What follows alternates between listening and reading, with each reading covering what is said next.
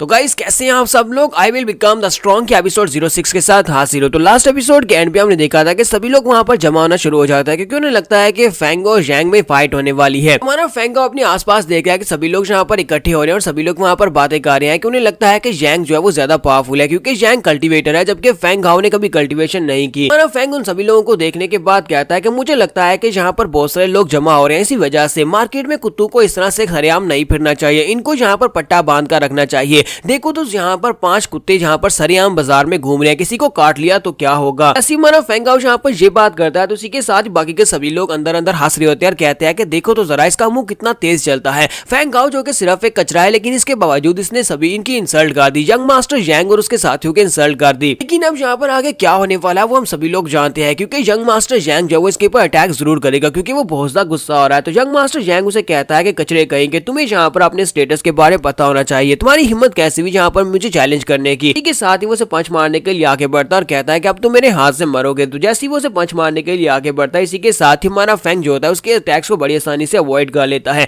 वो बार बार उसके ऊपर पंचेस मारता है लेकिन हमारा फेंग बड़ी आसानी के साथ उसके अटैक्स को अवॉइड कर रहा होता है। सभी देखने वाले कहते हैं कि यहाँ पर चल क्या रहा है, फेंग यहाँ पर उसके सारे अटैक्स को अवॉइड कैसे कर पा रहा है। वो सिर्फ उसके अटैक्स को अवॉइड कर रहा है लेकिन इससे ये बात साफ पता चलती है कि वो लड़का जो है सिर्फ अटैक्स को अवॉइड नहीं कर रहा बल्कि बड़ी महारत के साथ अटैक्स को अवॉइड कर रहा है क्योंकि यंग मास्टर जैंग इस वक्त बॉडी रिफाइनिंग के 4th लेवल पर है। इसके बावजूद वो यंग मास्टर फेंग को बिल्कुल भी हिट नहीं कर पा रहा। फेंग बड़ी आसानी के साथ अटैक्स को हिट कर रहा था और यहीं पर उसके एक अटैक को हिट करने पर यंग मास्टर जैंग ग्राउंड के ऊपर गिर जाता है। जब वो ग्राउंड के ऊपर गिर जाता है वो उठता है और कहता है कि मुझे यहाँ पर समझ नहीं आ रही कि ये लड़का मेरे अटैक्स को अवॉइड कैसे कर पा रहा है। जबकि हमारा फेंग फिर से यहाँ पर उसकी इंसल्ट कर देता है तो वो उसे कहता है कि यंग मास्टर जैंग मुझे लगता है कि तुम्हें अपना मुंह चलाने की बजाय यहाँ पर अपने हाथों और पैरों को चलाना चाहिए प्रैक्टिस करते वक्त। मुझे लगता है कि तुम इनकी प्रैक्टिस बिल्कुल भी नहीं करते जिसकी वजह से तुम्हारा 4th लेवल भी मेरे सामने बिल्कुल बेकार है। मार्शल आर्ट्स का स्किल तो बहुत ज्यादा कमजोर है। और इसी के साथ ही बाकी के सभी लोग फिर से वहां पर बातें करना शुरू कर देते हैं और कहते हैं ये बात तो वाकई में सच है कि यहाँ पर यंग मास्टर जैंग को और ज्यादा प्रैक्टिस की जरूरत है। हालांकि वो बॉडी रिफाइनिंग के 4th लेवल तक पहुंच चुका है लेकिन इसके बावजूद भी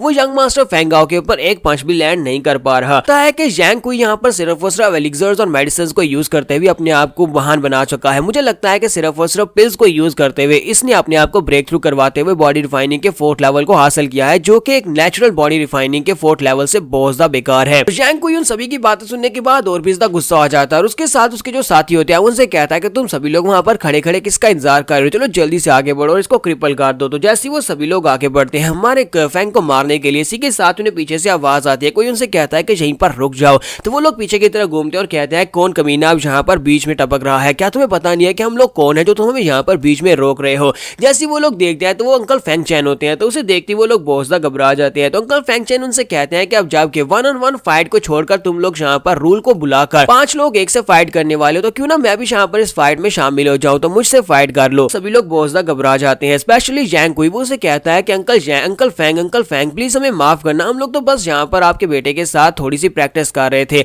अभी हम लोग फिलहाल के लिए यहाँ से चले जाते हैं क्योंकि कुछ दिनों के बाद यहाँ पर एक कंपटीशन होने वाला है, ब्लड लाइन कंपटीशन। मुझे जाकर उस कंपटीशन की तैयारी करनी है, बाकी की तीनों फैमिलीज भी उस कंपटीशन में हिस्सा लेने वाली है। तो मैं फेंग के साथ उसी दिन वहां पर फाइट करूंगा और जितनी फाइट करना चाहूँ वहां कर सकता हूँ, फिलहाल के लिए मैं फाइट नहीं करनी। तो हम लोग यहाँ से जाना चाहेंगे और इसी के साथ ही वो लोग पीछे की तरफ मुड़ जाते हैं और जाने से पहले हमारा जैंग कुई जो होता है हमारे फेंग से कहता है कि इस बात को याद रखना कि उस ब्लड लाइन टेस्ट में अगर तुम आते हो तो कंपटीशन के दौरान मैं तुम्हें इतनी बुरी तरह से मारने वाला हूँ कि आज यहाँ पर इन सभी लोगों के सामने तुमने मेरी जितनी इंसल्ट की है मैं उसे 10 गुना वापस दूंगा। फेंग से कहता है कि ये तो उस कंपटीशन में पता चलेगा कौन किसको हराने वाला है। और फिर साथ ही जैंग कोई अपने साथी से कहता है कि मेरे लिए जड़ी बूटियां खरीद कर लाओ और सबसे बेस्ट पिल्स बनाकर लाओ ताकि मैं और ज्यादा ब्रेक थ्रू कर सकूं क्योंकि 15 दिन के बाद जो हमारा ब्लड लाइन टेस्ट कंपटीशन होने वाला है उस कंपटीशन में फाइट के दौरान इस लड़के को जान से मार डालूंगा। फेंग अपने फादर से कहता है फादर आप यहाँ पर क्या कर रहे हैं, क्या आप मुझे देख रहे थे, क्या मेरे पीछे पीछे आ रहे थे। तो फादर उसे कहते हैं नहीं मैं तुम्हारे पीछे तो बिल्कुल भी नहीं आ रहा था, तो बस यहाँ पर कुछ पीने के लिए आया था, बस तुम्हें देखा तो तुम्हें बहुत ज्यादा सरप्राइज हो गया कि तुम्हारी कल्टीवेशन काफी ज्यादा बेहतर होती जा रही है और ऊपर से तुम यहाँ पर लोगों के अटैक्स को अवॉइड करने में काफी ज्यादा बेहतर हो। तुमने कहा था कि तुम 3 साल में मास्टर डीजिंग को हरा दोगे, तो मुझे अब वाकई में तुम्हारे पर भरोसा हो गया कि तुम डीजिंग को जरूर हरा दोगे। तो वो कहता है हाँ डैड ऐसा लगता है कि मैं उसको हरा दूंगा। के बाद नेक्स्ट सीन जो होता है हमें अंदर का दिखाया जाता है जहाँ पर हमारा फेंग अपने लिए पिल्स बनाने की कोशिश करता है। वो मेडिसिन लेकर जाता है लेकिन उसे समझ नहीं आती कि पिल बनाए कैसे। और उसके बाद वो रात के वक्त उसी स्टोन के ऊपर चला जाता है और जाकर कहता है कि लिटिल मास्टर मौली कहाँ पर हो, बाहर निकल आओ। कि मास्टर फिर से वहां पर बाहर निकलती है और कहती है क्या यार तुम बार बार यहाँ पर बीच में क्यों चले आते हो, मैं सो रही होती हूँ और तुम मुझे डिस्टर्ब कर देते हो। रात के वक्त अब तुम्हें कौन सी इमरजेंसी आन पड़ी है? तुम्हारा फेंगाओ से कहता है कि मास्टर मैं सारी की सारी जड़ी बूटियां लेकर आ गया हूँ जिनके साथ में यहाँ पर एक पिल बना सकता हूँ। तो आप मुझे बताओ कि पिल बनानी कैसे है, क्योंकि मुझे नहीं पता कि पिल को रिफाइन कैसे करते हैं। मैं एक एल्केमिस्ट, मुझे मेरे पास फार्माकोफिया तो है लेकिन मैं एक एल्केमिस्ट नहीं हूँ। कि मास्टर से कहते हैं कि बेवकूफ कहीं कि क्या तुम्हें लगता है कि पिल बनाना बहुत ज्यादा मुश्किल है? तुम तो वाकई में एक बहुत बड़े बेवकूफ हो। तुम्हें एक गार्ड लेवल का फार्माकोफिया दिया था, वो गार्ड लेवल का फार्माकोफिया इस वक्त तुम्हारी बॉडी के अंदर है, तो चलो जल्दी से सड़ी जड़ी बूटियों को डायरेक्टली खा जाओ। तो वो कहता है क्या मास्टर जी तुम क्या कह रही हो? क्या इन जड़ी बूटियों को मैं ऐसे ही खा जाऊं? क्या इनको रिफाइन करके इनके साथ एक पिल नहीं बनाऊंगा? तो मास्टर से कहती है नहीं, इनको डायरेक्टली खा जाओ। और इसी के साथ ही मास्टर गायब हो जाती है।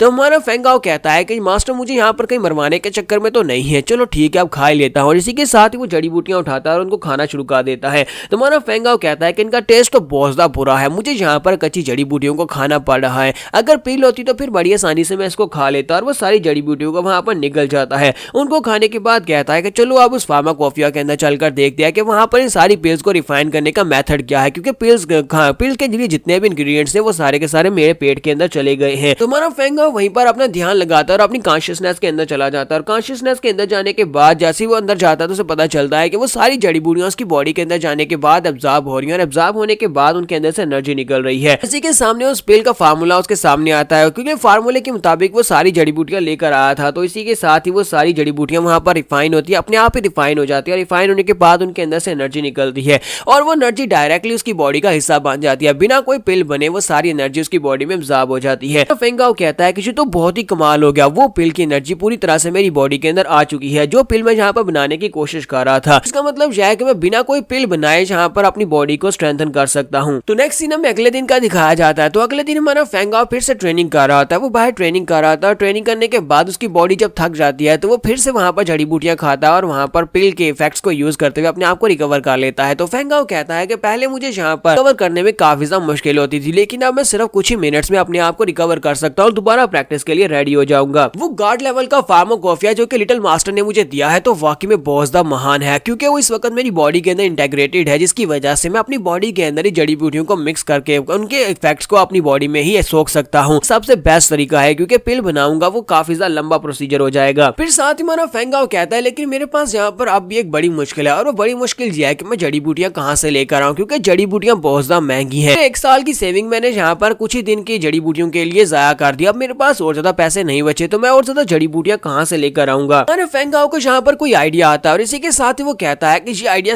हो सकता है काम करे। फिर साथ ही वो कहता है कि लिटिल मास्टर कहाँ पर हो। तो उसकी मास्टर बाहर निकलती है और उसे कहती है क्या हुआ, अब बताओ अब तुम्हें क्या चाहिए। लास्ट नाइट फार्माकोफिया को यूज किया था, मुझे बताओ कि उस पिल के इफेक्ट्स कैसे रहे जिस पिल को तुमने ऑब्जर्व किया है। तो फेंगाओ से कहता है कि मास्टर वो बहुत ज्यादा कमाल का था, वो फार्माकोफिया जो आपने मुझे दिया है उसकी मदद से मैं पिल्स को बड़ी आसानी से अपनी बॉडी के अंदर ही ऑब्जर्व कर सकता हूँ। मैं तो यहाँ पर आपकी जितनी रिस्पेक्ट करूँ उतनी ही कम है, मैं आपको वर्शिप करना चाहता हूँ, आप एक बहुत ही महान मास्टर हैं। तो मास्टर लाओ उसकी बात सुनने के बाद उससे कहती है कि तुम यहाँ पर मेरी कुछ ज्यादा ही तारीफ किए जा रहे हो, मुझे लगता है कि तुम्हें मुझसे कुछ चाहिए होगा, इसी वजह से तुम यहाँ पर मेरी इतनी ज्यादा तारीफें कर रहे हो। लेकिन मैं तुम्हें पहले बता दूं कि मेरे पास कोई भी ऐसी पिल्स नहीं है जो कि तुम्हारे काम आ सके। इसका मतलब यह है कि मुझसे तुम्हें कुछ भी नहीं मिलने वाला। तो यहाँ पर हम लोग अपनी एपिसोड 06 का एंड करेंगे। नेक्स्ट एपिसोड में देखेंगे कि हमारे फेंगाओ को अपनी मास्टर से इस बार क्या चाहिए, क्योंकि वो जड़ी बूटियां ही तो मांगने वाला है। तो एपिसोड की एक्सप्लेनेशन अच्छी लगी हो तो कमेंट करके जरूर बताइएगा। चैनल को सब्सक्राइब कर दे, वीडियो को लाइक और शेयर कर दें। शुक्रिया।